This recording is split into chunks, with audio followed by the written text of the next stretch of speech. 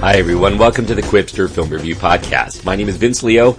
I am the film critic for the website Quipster.net. Thank you so much for listening. I hope that you enjoyed the review that you're about to hear.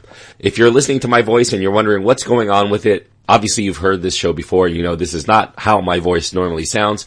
I'm actually just getting over a cold I've been struggling with for the past few days, and it's really taken its impact on my throat. So I do apologize for the way it sounds. Some people might actually think it sounds better than my normal voice. I don't know, but hopefully you're able to endure it and enjoy the podcast that I'm about to deliver. I do want to mention also, before I get to my review, that those of you who are wondering why I've been a little bit more sporadic in terms of my output, there are several things. One I've mentioned before, which is I did get married and I am in the process of moving from one city to another. But also I have joined another podcast as part of their team. It's called the In Session Film Podcast, and I do encourage you to go there if you want to get all of my reviews, because some of the reviews that I will be doing on that show are exclusive to that show. You can always go to my website in order to find out all of my reviews, because all of my written work will be there. However, if you want to hear my thoughts on films in podcast form, not only will you hear them here, but some of the movies that I do see, specifically more independent and foreign and other smaller out-of-the-way films, I will be reviewing on In Session Film. And so I encourage you to go there, insessionfilm.com, and find out all of the details there. We just recently reviewed Park Chan-wook's The Handmaiden. So I do encourage you, if you want to find out what I thought of The Handmaiden, and you don't want to go to my website and read it in written form, you can go to insessionfilm.com. And I not only review The Handmaiden, but also we discuss the Mel Gibson film Hacksaw Ridge. So you catch that, insessionfilm.com is where to go. For today's film, I'm going to be looking at Arrival, the science fiction mystery drama. It's directed by Denis Villeneuve, and it is featuring Amy Adams as the starring role. Jeremy Renner, Forrest Whitaker, and Michael Stuhlbarg are supporting players. It's PG-13 rated because of brief, strong language, and it runs an hour and 56 minutes.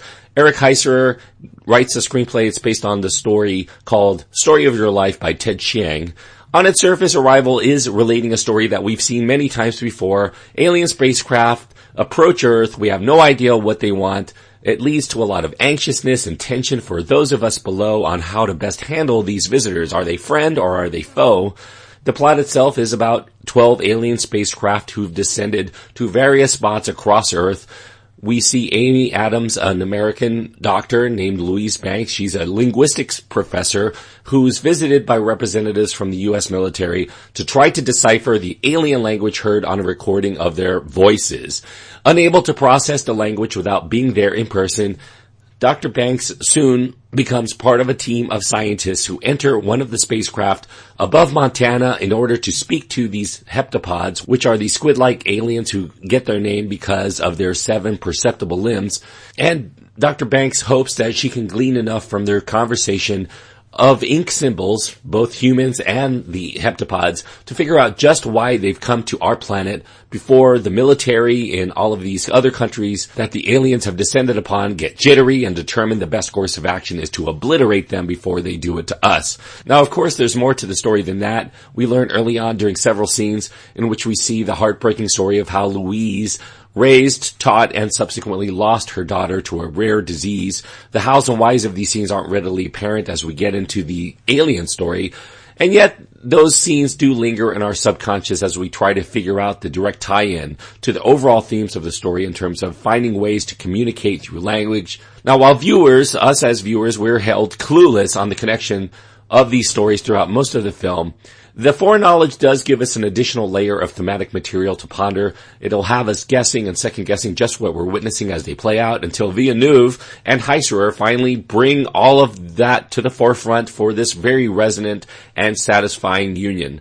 Now, French-Canadian auteur Denis Villeneuve, he does continue here his string of thought-provoking films. He's working from that script from Heiserer, who is a horror script maestro. He's actually scripted many horror films, not really of major significance, including just recently Lights Out. Heiser is adapting that short story, as I mentioned earlier, Story of Your Life by Ted Chiang, that was written back in 1998, and provides the basic backbone for the story, even though Villeneuve and Heiser deliver so much more with the story here.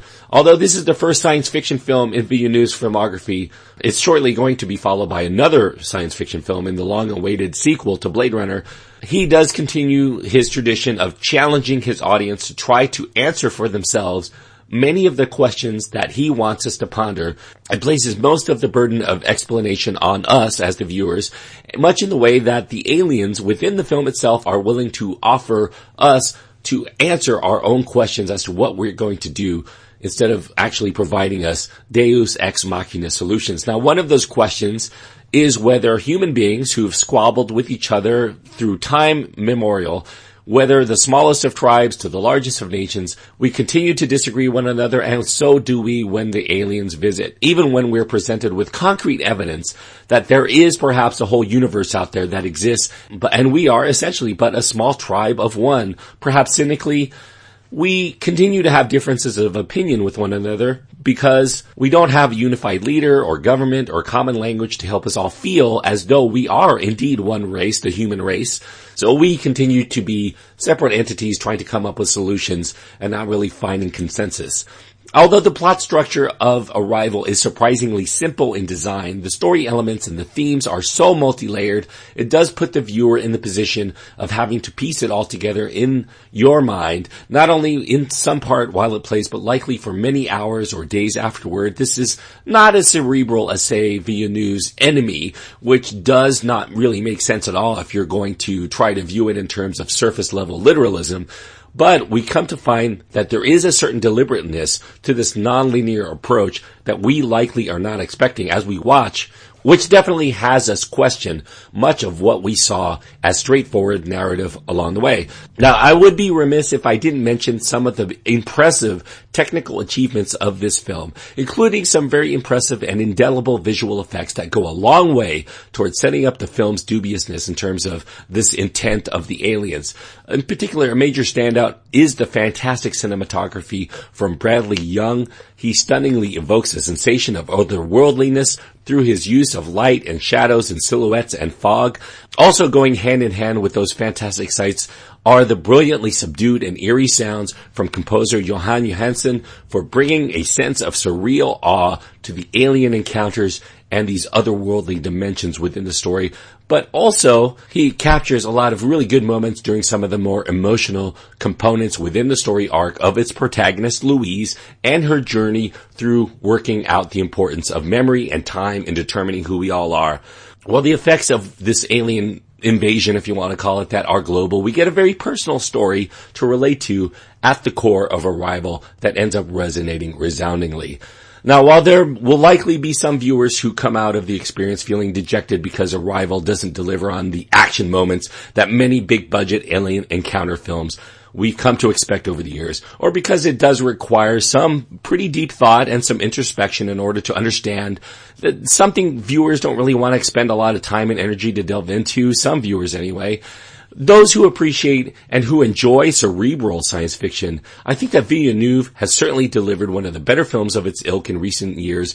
I would say it ranks right up there with the likes of such films as Inception and Ex Machina in terms of reaping greater rewards, particularly on repeat viewings. This is a rare intellectual film that also compels through its emotional component as well. It's worth every second of the challenge of trying to piece together through a repeat viewing or further discussions with like-minded peers on how it so elegantly captures what it is to be human on this diverse and seemingly fragile planet that's full of so many different people, continuously challenged by our own hopes, our own dreams, our own fears of one another, because we can't always find a way to effectively communicate. I'm giving Arrival 3.5 stars on my first time watch. This is a film, I think, on repeat viewings, it could go up. Right now, I'm giving it 3.5 stars out of 4, which means I do think that this is a good film. It's worth going out of your way to see if this review makes it sound at all appealing to you. I gotta get out of here now because I am losing my voice. quickly, so I do hope that you understand. If you want to catch more of my work, you can go to my website, quipster.net, QWIPSTER.net is where to go. Find all of my written work, 3,900 plus film reviews to choose from, quipster.net. Thank you, everyone.